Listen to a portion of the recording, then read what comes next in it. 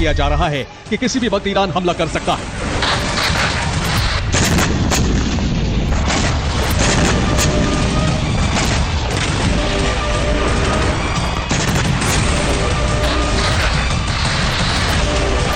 दावा यह भी किया जा रहा है कि अपने बचाव के लिए इजराइल ईरानी धरती को बारूद से सुलगा सकता है।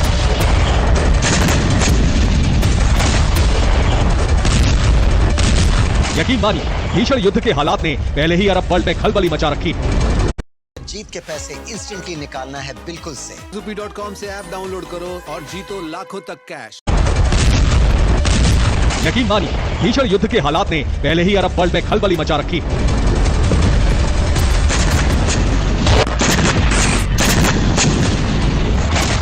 अगर इसी बीच एक ऐसी खबर सामने आई है जिसके चलते अरब वर्ल्ड में महातबाही का काउंटडाउन शुरू हो गया है, आखिर क्यों, ये भी जान लीजिए।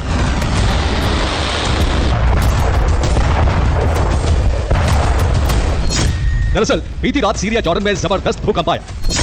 रिक्टर स्केल पर भूकंप की तीव्रता 4.8 मापी गई। गोलन हाइट्स के इलाके भी भूकंप के चलते थर्रा उठे।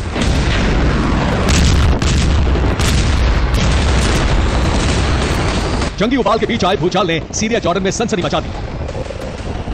लोग सहम गए, मगर इसी बीच यह दावा किया जा रहा है कि सीरिया और जॉर्डन में बीती रात जो भूकंप आया वो कोई प्राकृतिक आपदा नहीं बल्कि इंसानों की विनाशक साजिश का ब्लूप्रिंट था, जिसकी पटकथा तेल अवीव में लिखी गई। दरअसल मीडिया रिपोर्ट्स में यह दावा किया जा रहा है कि 12 अगस्त की रात इजराइल ने एटमी हथियारों का टेस्ट किया। जॉर्डन वैली के खुफिया इलाके में न्यूक्लियर टेस्ट को अंजाम दिया गया। हालांकि इजराइल ने किसी भी परमाणु परीक्षण का दावा नहीं किया।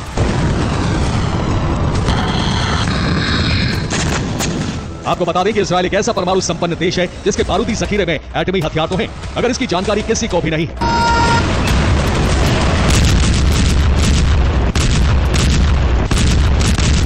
ऐसे में यह आशंका जताई जा रही है कि नेतन्याहू ने चोरी छिपे एटमी हथियारों का टेस्ट किया ताकि ईरान जैसे मुल्क को अपनी ताकत से रूबरू करवा सके, अपने एटमी विनाशकों के जरिए दुश्मन खेमे में खलबली मचा सके।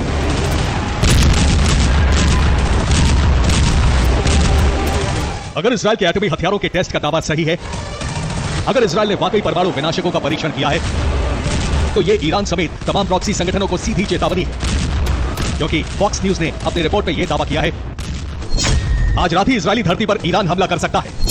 इजराइल पर ईरान की तरफ से मिसाइल हमले की आशंका है। दावा यह भी है कि जॉर्डन वैली से ईरान मिसाइलें दाग सकता है।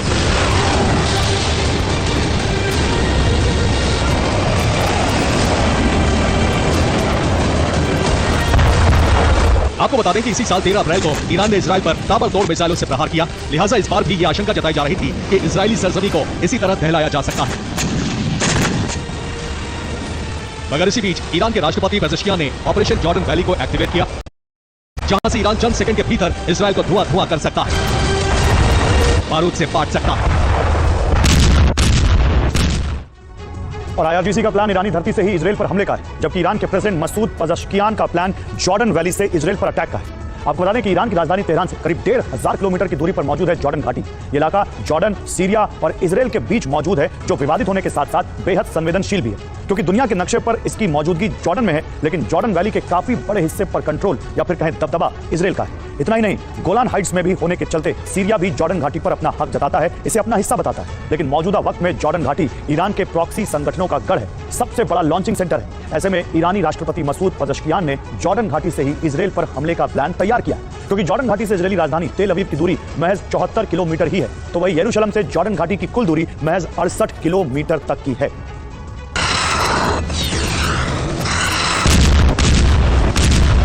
मतलब ये कि इस बार इजराइल से ईरान हर नया पुराना हिसाब चुकता करने की तैयारी में है।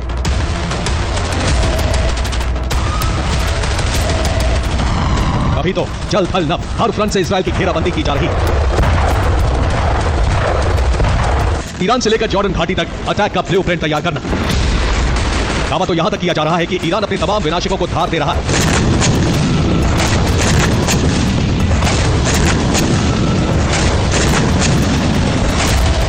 इजराइल में बारूदी सलसला लाने के लिए ईरान ने अपने तमाम ब्रह्मास्त्रों को एक्शन में ला दिया है। अगर ईरान हमला करता, उससे पहले इजराइल के एटमी परीक्षण को लेकर जो खबरें सामने आ रही हैं, उसने भी अरब में महाविनाश का सायरन बजा दिया है। क्योंकि इजराइल पलटवार करने के लिए जाना जाता है। ऐसे में अगर ईरान ने इजराइल को दहलाया, तो अपना वजूद बचाने के लिए इजराइल परमाणु विनाशकों का बेझिझक इस्तेमाल कर सकता है। वहीं अरब के हालात को देखते हुए अमेरिका के विदेश मंत्री ब्लिंकन भी मिडिल ईस्ट पहुंचे हैं। वहीं अमेरिका ने भी ईरान के जंगी तेवर को देखते हुए समंदर में युद्धपोत और सबमरीन को उतार दिया है ताकि ईरान पर दबाव बनाया जा सके। अब यह देखना होगा कि आज रात ईरानी सेना इजराइल पर प्रहार करती है या फिर नहीं। Bureau report, TV9 Bharat. और इजराइल में ईरान के हमले को लेकर एक बहुत बड़ा खुलासा हुआ है। इंटेलिजेंस रिपोर्ट के मुताबिक इजराइल के खात्मे के लिए ईरान, हिजबुल्लाह और हुती एक साथ हमला करने वाले हैं। जिस वक्त ईरान हमला इजराइल में हवाई हमला करेगा, उसी वक्त हिजबुल्लाह और हुती भी इजराइल के खिलाफ एक बहुत बड़ी जंग छेड़ देंगे। इसके लिए हिजबुल्लाह के लड़ाके इजराइल से सटे बॉर्डर पर पहुंच चुके हैं। माना जा रहा है कि आज रात ईरान तेल अवीव पर एयर अटैक करेगा और इसी के साथ हिजबुल्लाह के लड़ाके इजराइल में घुसकर कोहराम मचाना शुरू कर देंगे।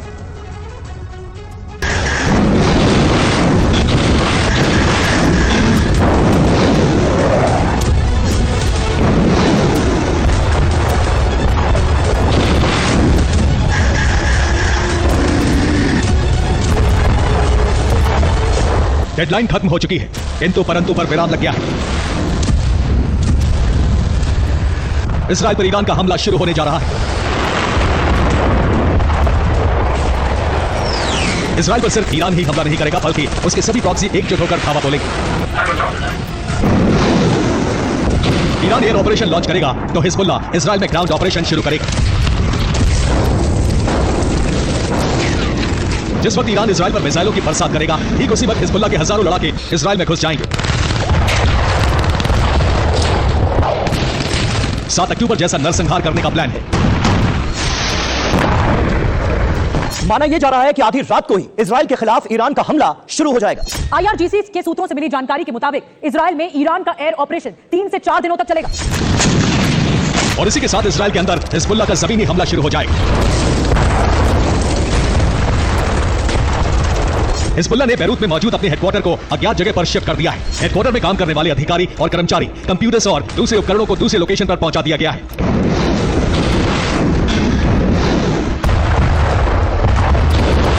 इजराइल पर हिजबुल्लाह की तरफ से बहुत बड़ा खतरा मंडरा रहा है। इजराइल इस खतरे से निपटने की पूरी तैयारी कर रहा है। इजरायली फाइटर जेट लेबनान के ऊपर उड़ान भरकर हिजबुल्लाह की गतिविधियों की निगरानी कर रहे हैं। इजराइल की निगरानी में हिजबुल्लाह के खतरनाक प्लान का खुलासा हुआ है। मॉनिटरिंग के दौरान IDF को पता चला है कि हिजबुल्लाह ने अपने हजारों लड़ाकों को इजरायली बॉर्डर पर पहुंचा दिया है। हिजबुल्लाह के ये लड़ाके इजराइल में घुसपैठ करने की ताक में घात लगाए बैठे हैं।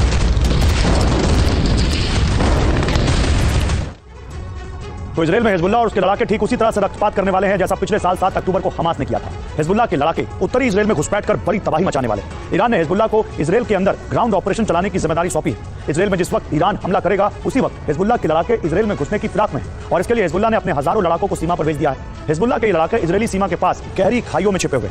ईरानी सेना से जुड़े सूत्रों के मुताबिक हिजबुल्लाह के लड़ाके इजराइल में गोलन हाइट्स के रास्ते से घुसेंगे। इस ऑपरेशन की कमान हिजबुल्लाह के रद्वान ब्रिगेड को सौंपी गई है। हिजबुल्लाह की तरफ से घुसपैठ का खतरा बढ़ा तो लेबनान से सटी सीमा पर इजरायली सेना हाई अलर्ट हो गई। IDF चीफ हेर्जी हलेवी लेबनान से सटी इजरायली सीमा पर पहुंच गए। हलेवी ने बॉर्डर पर मौजूद IDF के कमांड पोस्ट पर सैन्य अफसरों के साथ हाई लेवल मीटिंग की। लेबनान बॉर्डर पर हालात का जायजा लेने के बाद IDF चीफ ने सेना को काउंटर ऑपरेशन की हरी झंडी दे दी।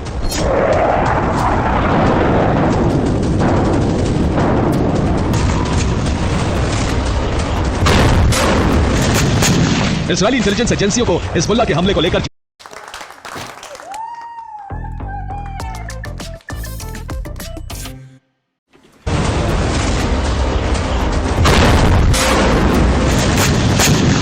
इजरायली इंटेलिजेंस एजेंसियों को हिजबुल्लाह के हमले को लेकर जो इनपुट मिला है, उसके मुताबिक हिजबुल्लाह घुसपैठ के साथ साथ मिसाइलों से हमले की तैयारी में भी है।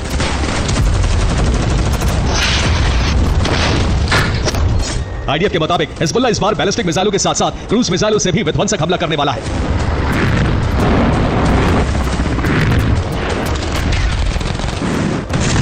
इस हमले को अंजाम देने के लिए हिजबुल्लाह ने दक्षिणी इजराइल में अपनी कई मिसाइल लॉन्च साइट को सक्रिय कर दिया है।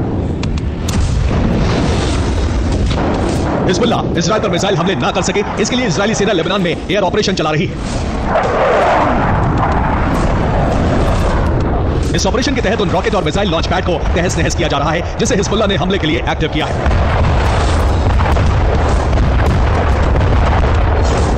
रात के अंधेरे में इजरायली एयरफोर्स ने दक्षिणी लेबनान में 4 बड़े विस्फोट किए।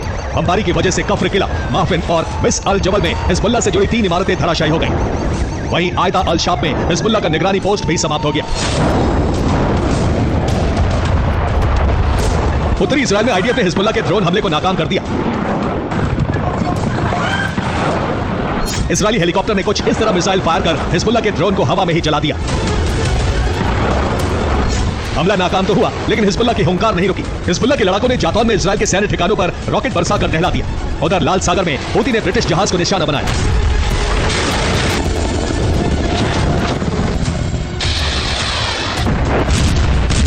रिपोर्ट के मुताबिक हिजबुल्लाह के अलावा दूसरे ईरानी प्रॉक्सी ने भी इजराइल के इर्द गिर्द डेरा डाल दिया है।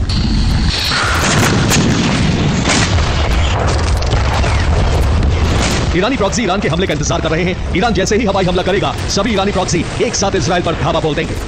Bureau report, TV9 Bharat.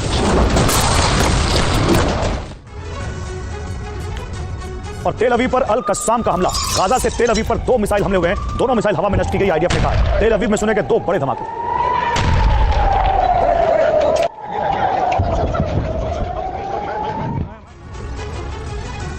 तो बीते 24 घंटे में पुतिन ने ज़ेलेंस्की को बड़ा जख्म दिया है। रूस ने इस्कंदर मिसाइल से हमला कर यूक्रेनी एयरफील्ड को तबाह कर दिया। यहां मौजूद दर्जनों फाइटर जेट जलकर खाक हो गए। दरअसल यूक्रेन F-16 फाइटर जेट से रूस को दहला रहा है, जिससे आग बबूला पुतिन यूक्रेन को एयरबेस विहीन करने का ऑपरेशन शुरू कर चुके हैं। दावा है कि आने वाले दिनों में रूस यूक्रेन के कई एयरबेस को राख बना सकता है।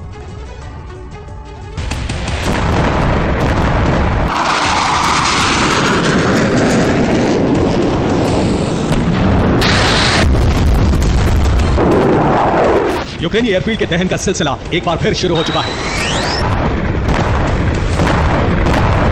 पुतिन यूक्रेन के आसमानी जंगबाजों को उड़ान से पहले ही जमीन पर दफनाने का ऑपरेशन शुरू कर चुकी है।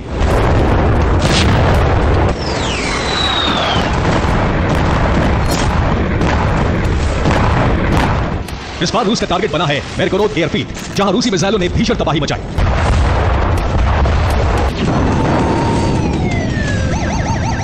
12 अगस्त की शाम रूस ने मिसाइलों से बेलगोरोद एयरफील्ड पर ताबड़तोड़ हमले किए। हमले में एयरफील्ड का एक बड़ा हिस्सा बर्बाद होने की खबर है। मीडिया रिपोर्ट्स में दावा किया जा रहा है कि यह हमले इस्कंदर मिसाइलों से अंजाम दिए गए। हमले में यूक्रेन के 9 Su-24 फाइटर जबकि 7 Su-27 फाइटर जेट तबाह हो गए। रूस ने एयरबेस की एयर स्ट्रिप भी तबाह कर दी। बेलगोरोद एयरबेस रूस की सीमा से 160 किलोमीटर दूर है। हमले से करीब आधे घंटे पहले यहां रूस का एक सर्विलांस ड्रोन देखा गया था, जो एयरबेस पर मौजूद फाइटर जेट्स की रेकी करने आया था। रेकी पूरी होने के कुछ ही घंटे बाद यहां इस्कंदर मिसाइलों से हमला हो गया।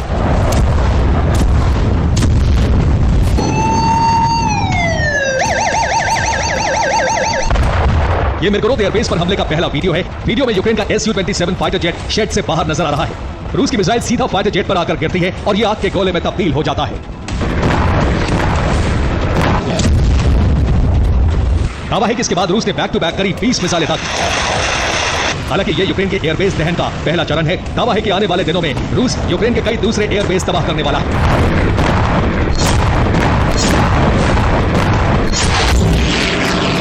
पुतिन के इस प्रतिशोध की वजह F-16 के एग्रेसिव हमले हैं। दरअसल कुर्स्क में कामयाबी के बाद ज़ेलेंस्की बेहद ज्यादा उत्साहित है।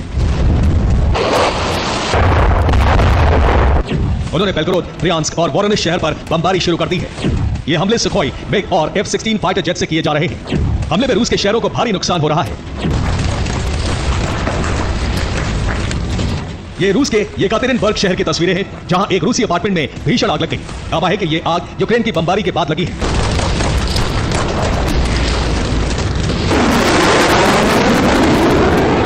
पुतिन को डर है कि इस साल के अंत तक F-16 फाइटर जेट्स की पूरी खेप यूक्रेन पहुंच सकती है। ऐसे में यूक्रेन को रूस में तबाही मचाने से रोकना बेहद मुश्किल हो जाएगा। खतरे को देखते हुए रूस यूक्रेन के उन एयरबेस को टारगेट कर रहा है जहां F-16 फिलहाल मौजूद हो सकते हैं या भविष्य में रखे जा सकते हैं। इधर F-16 की दूसरी खेप बहुत जल्द यूक्रेन पहुंचने वाली है। ऐसे में यूक्रेन को उन्हें उड़ाने के लिए ज्यादा कुशल फाइटर्स की जरूरत है, जिसमें अमेरिका यूक्रेन की मदद कर रहा है। फिलहाल अमेरिकी सीनेटर लिंडसे ग्राहम यूक्रेन की राजधानी कीव में हैं, जहां उन्होंने ज़ेलेंस्की से मुलाकात की, जिसके बाद वो मीडिया के सामने आए और नेटो देशों के रिटायर्ड F-16 फाइटर पायलट से यूक्रेन आकर जंग लड़ने का आह्वान किया।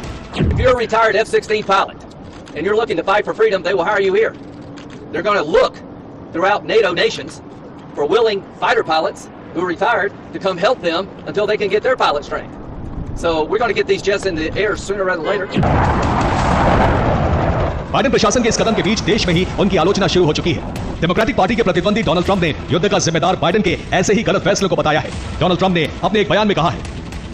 पुतिन एक अच्छे वार्ताकार हैं, मुझे लगता है वो ऐसा बातचीत के लिए कर रहे थे, लेकिन फिर बाइडेन ऐसी बेवकूफी भरी बातें कहने लगे। उदाहरण के लिए यूक्रेन एक नेटो देश बन सकता है।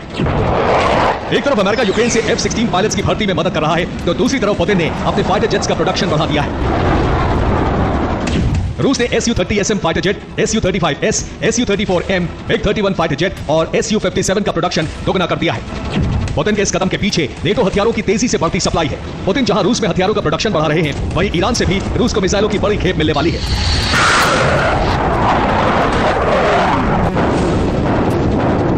दावा है कि ईरान रूस को फाद 360 बैलिस्टिक मिसाइलें देने वाला है। इसके साथ ही 100 से ज्यादा सैटेलाइट गाइडेड वेपन भी ईरान से रूस को मिलेंगे।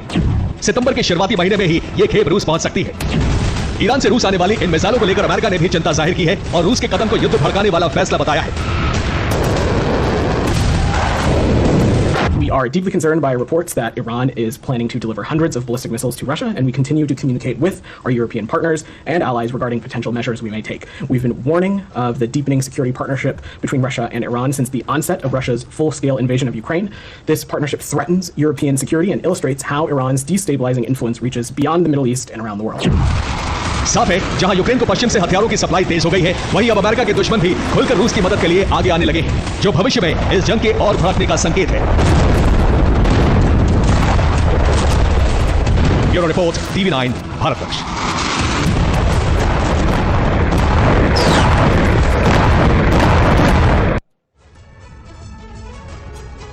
और यूक्रेन पर रूस के बड़े हमलों का खतरा गहराता जा रहा है। अब तक राजधानी कीव और पश्चिमी यूक्रेन रूस के ग्राउंड ऑपरेशन से सुरक्षित रहा है, लेकिन अब रूस ने बैटल ऑफ कैपिटल यानी कीव विजय की घेरेबंदी शुरू कर दी है। जिस तरह यूक्रेन की जंग लड़ने के लिए नेटो के सैनिक उतारे गए, उसी तरह पुतिन के मित्र देश इस ऑपरेशन में सीधी भागीदारी कर रहे हैं। खतरा यह भी है कि बैटल ऑफ कैपिटल यूरोप में रेडिएशन का बवंडर ला सकता है।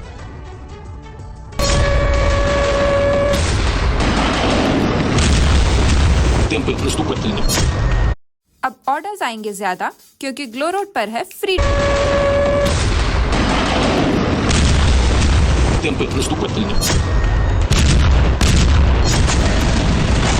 रूस यूक्रेन की जंग का दायरा अब कुर्स्क से लेकर ज़ेपोरिज़िया तक फैल चुका है।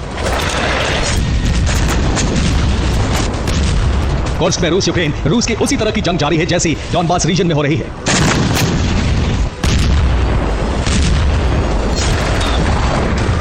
ज़ेपोरिज़िया का न्यूक्लियर प्लांट 2 दिन से सुलग रहा है। ज़ेपोरिज़िया से लेकर रूस का कुर्स्क इलाका अभी रूसी सेना के कब्जे में है और पुतिन ने इस हमले को स्पेशल मिलिट्री ऑपरेशन रोकने की नाकाम कोशिश कहा है।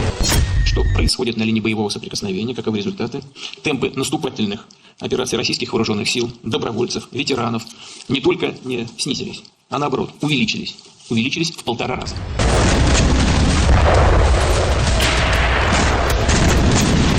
पुतिन का संकेत साफ है कि रूस का मिलिट्री ऑपरेशन जो अब तक डोनेस्क लुहांस्क के जीते हुए इलाके को बचाने का था, अब कीव विजय का ऑपरेशन बन चुका है। इस ऑपरेशन में रूस के मित्र देश भी शामिल हो गए हैं। ओपन सोर्स इंटेलिजेंस के मुताबिक कीव विजय के लिए 3 देश रूस के साथ आ चुके हैं। ये हैं बेलारूस, चीन और नॉर्थ कोरिया। बेलारूस की ओर से कीव की घेराबंदी हो रही है। चीन से भेजे गए लड़ाके जंग में उतर चुके हैं। नॉर्थ कोरिया से बैलिस्टिक मिसाइलों की सप्लाई तेज हो गई है।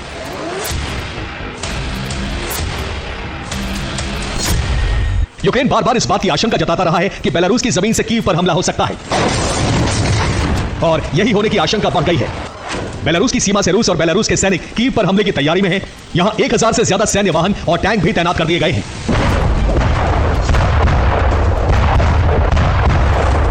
यानी उत्तर से कीव की घेराबंदी हो चुकी है। इसके साथ ही जंग में चीन के लड़ाके भी उतार दिए गए हैं।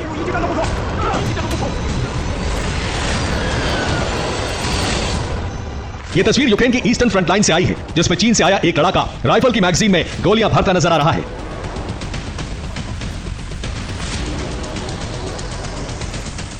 ओपन सोर्स इंटेलिजेंस का दावा है कि चीन से 2000 से ज्यादा लड़ाके रूस भेजे गए हैं। ये सभी लड़ाके जंग में शामिल हो चुके हैं। आने वाले दिनों में और भी लड़ाके रूस भेजे जाएंगे।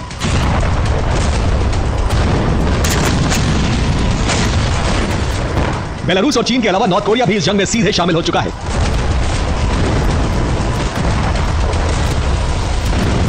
आए दिन मिसाइल टेस्ट करने वाले किम जोंग ने रणभूमि में अपनी मिसाइलों के टेस्ट शुरू कर दिए हैं।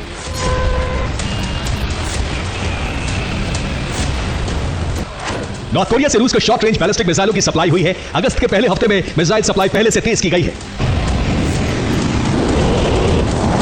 यूक्रेनी सेना की इंटेलिजेंस विंग GOR का दावा है कि किम जोंग से मिली मिसाइलों का इस्तेमाल शुरू हो चुका है। रूसी सेना ने कई इलाकों में नॉर्थ कोरियाई मिसाइलों से हमले किए हैं।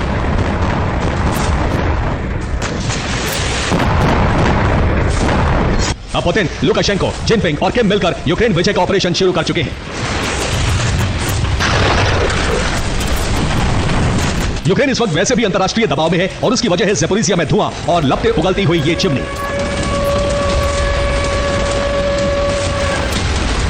यूक्रेन के हमले से ज़ेपोरिज़िया के रिएक्टर में लगी आग अभी तक नहीं बुझी है। आईएईए ने कहा है कि जांच के बाद भी आईएईए अभी ठोस नतीजे पर नहीं पहुंचा है। रिएक्टर प्लांट में आग लगने के सही कारणों का पता नहीं लग पाया है। रूस का आरोप है कि रिएक्टर पर हमले का जिम्मेदार यूक्रेन है और यह हमला अमेरिकी हथियारों से किया गया है।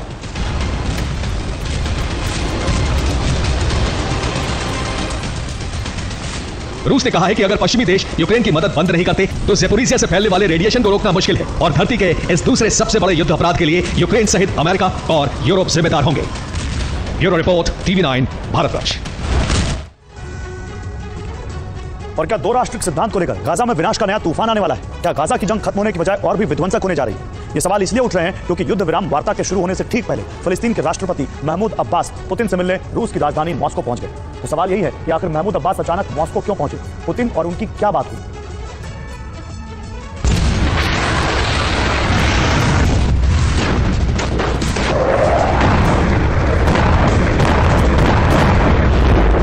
गाजा की जंग हर बीतते दिन के साथ बहुत विध्वंसक होती जा रही है।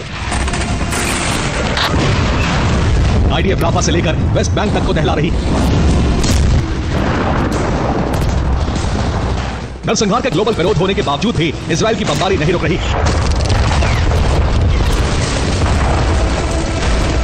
राफा में आईडीएफ ने बमबारी की तो एक साथ कई इमारतें मलबा बन गई, कई लोग मारे गए। गाजा के शेख रिजवान इलाके में भी आईडीएफ ने एक इमारत को टारगेट किया। खान यूनुस में भी इजरायली सेना का विध्वंसक ऑपरेशन जारी है।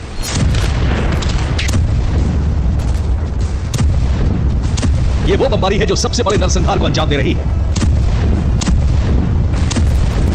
हमास इजरायली सेना को रोकने की कोशिश कर रहा है लेकिन उसे बड़ी कामयाबी नहीं मिल पा रही है क्योंकि आईडीएफ के हमले में हमास बहुत कमजोर हो चुका है।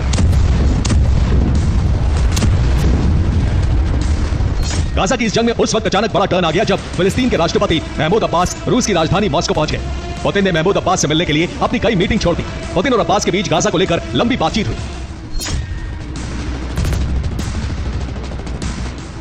12 अगस्त को हमास चीफ याह्या सिनवार ने युद्ध विराम की बात की थी। 14 अगस्त से शांति वार्ता शुरू होने वाली है लेकिन उससे पहले अब्बास मॉस्को पहुंच गए हैं।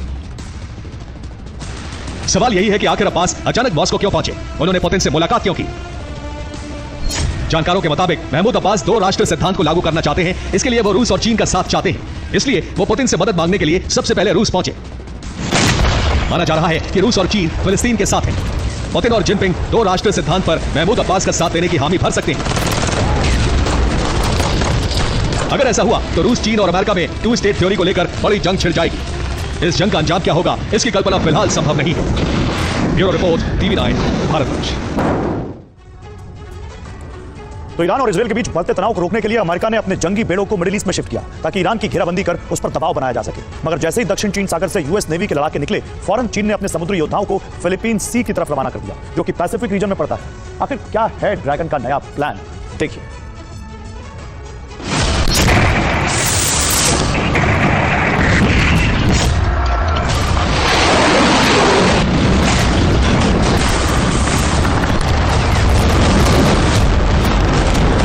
समंदर की लहरों को चीर कर आगे बढ़ते इस जल योद्धा को देखिए जिसकी दस्तक ने पैसिफिक रीजन में सनसनी मचा दी है। अमेरिका समेत कई मुल्कों के होश वाख्ता कर दिए।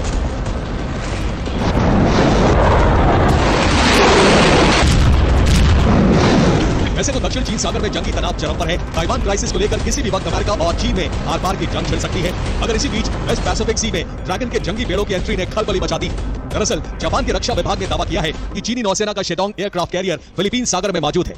शेडोंग के साथ दो डिस्ट्रॉयर भी फिलीपीन सी में गश्त लगा रहे हैं। चीन का टाइप 054A फ्रिगेट भी शेडोंग के काफिले में मौजूद है। आमतौर पर साउथ चाइना सी में ड्रैगन के विध्वंसक जंगी बेड़े मिसाइलों और बारूदी हथियारों के साथ 24 घंटे गश्त लगाते हैं, मगर यह पहला मौका है जब वेस्ट पैसिफिक रीजन में चीन का एयरक्राफ्ट कैरियर 3 जंगी बेड़ों के साथ दिखाई दिया है।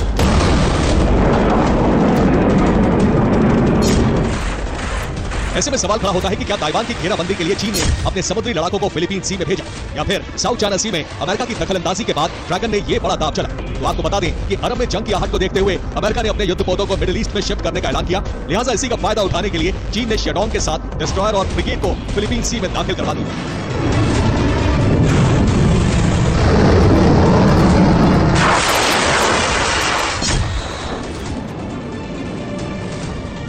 आपको बता दें कि शेडोंग चीन का दूसरा सबसे बड़ा एयरक्राफ्ट कैरियर है। इतना ही नहीं, शेडोंग एयरक्राफ्ट कैरियर की लंबाई 305 मीटर है। ड्रैगन का ये समुद्री जंगबाज करीब 78 मीटर चौड़ा है। ओशियान का कुल वजन करीब 70,000 टन से ज्यादा है। चीन के इस एयरक्राफ्ट कैरियर पर 36 लड़ाकू विमान मौजूद रहते हैं। मतलब ये कि शेडोंग के फिलीपीन सी में दस्तक सीधे सीधे अमेरिका को चुनौती है। आशंका ये भी जताई जा रही है कि इस दांव के जरिए जिनपिंग ताइवान की घेराबंदी कर उस पर हमला भी कर सकते हैं। Bureau report, TV9, Bharat. और आज पेरिस ओलंपिक से ताइवान के एथलीट वापस अपने देश लौटे। इस दौरान ताइवान के एयर स्पेस से कई किलोमीटर पहले प्लेन की सुरक्षा में F-16 फाइटर जेट्स भेजे गए। सवाल है कि ताइवान के राष्ट्रपति को यह फैसला क्यों देना पड़ा। इस रिपोर्ट में देखिए।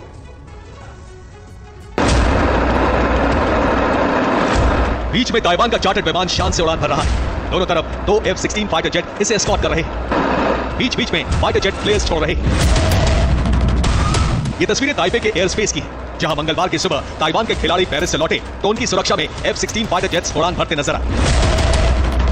दरअसल मंगलवार को ताइवान के लिए जश्न का मौका था, क्योंकि ओलंपिक गेम्स में ताइवान के लिए गोल्ड जीतने वाली बॉक्सर लिन यू टिंग ताइवान की धरती पर वापस लौटने वाली थी।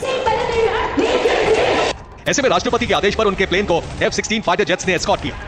12 अगस्त को पेरिस से ताइवान के खिलाड़ियों ने उड़ान भरी थी। सुबह 5 बजे ताइपे एयरबेस से 3 F-16 विमानों ने उड़ान भरी। रास्ते में चार्टर्ड प्लेन को एस्कॉर्ट किया। सुबह 7:10 पर ताइपे में विमानों ने लैंड किया। लैंडिंग के बाद एयरपोर्ट पर उनका भव्य स्वागत किया गया। 拿到最高的荣誉，展现出我们台湾最强大的力量与精神，是我想要做到的一件事情。那让大家可以认识我们，认识台湾。लिन यू टिंग ने महिलाओं के फेदरवेट डिवीजन में गोल्ड मेडल जीतकर ओलंपिक इतिहास में अपना नाम दर्ज करा लिया है। ये ओलंपिक में ताइवान का पहला बॉक्सिंग गोल्ड है। इससे पहले देश को बॉक्सिंग में सिर्फ 3 ब्रॉन्ज मिले थे। और फिलहाल यहां पर सुपर प्राइम टाइम में वक्त है एक ब्रेक का।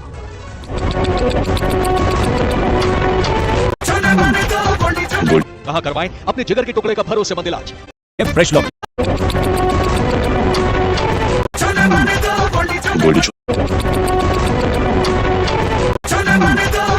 गोल्डी छोले मसाले, जहां जाएं